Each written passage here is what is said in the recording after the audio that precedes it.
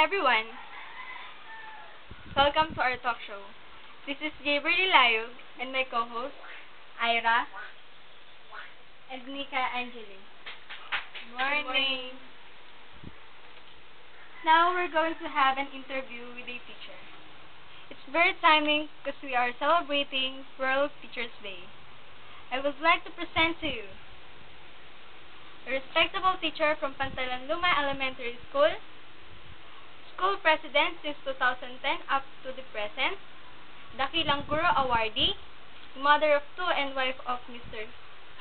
Antonio Tungkab. Let's welcome Mrs. Jennifer Tungkab. Hello, good morning, ma'am. Good morning, JV. Good morning, Nika. Good morning, Ira. Can you start the interview? Okay.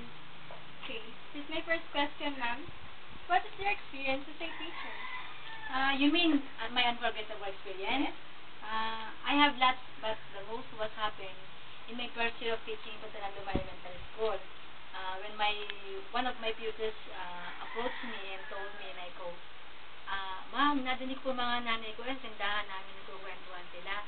Sabi nila, mahusay daw po kayong teacher. That was so flattering. And to me, it is one of my biggest prize in teaching career. Oh, that's great. How about you, Ira? Would you like to give your question?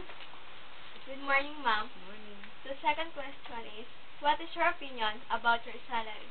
About our salary, last week I just attended a meeting together with all the school presidents of the Division of Bataan with the Alliance of Concerned Teachers.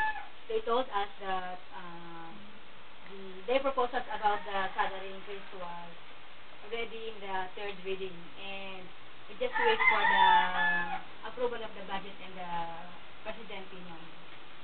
I hope the President Pinoy will listen about the proposal. I hope so. Okay, Nika, what is your question to our guest? Morning, ma'am. Which is harder, being a mother or a teacher? I think both. Being a mother and being a teacher are both a hard job. And there are similarities in being a mother and being a teacher. Just like in classroom, you have to teach your children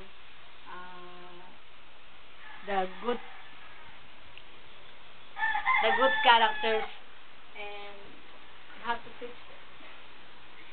teach them and guide them how to be a good children. Thank you, ma'am. Okay, that ends off our interview. Thank you for the cooperation and for the time. Thank you also. It's my pleasure.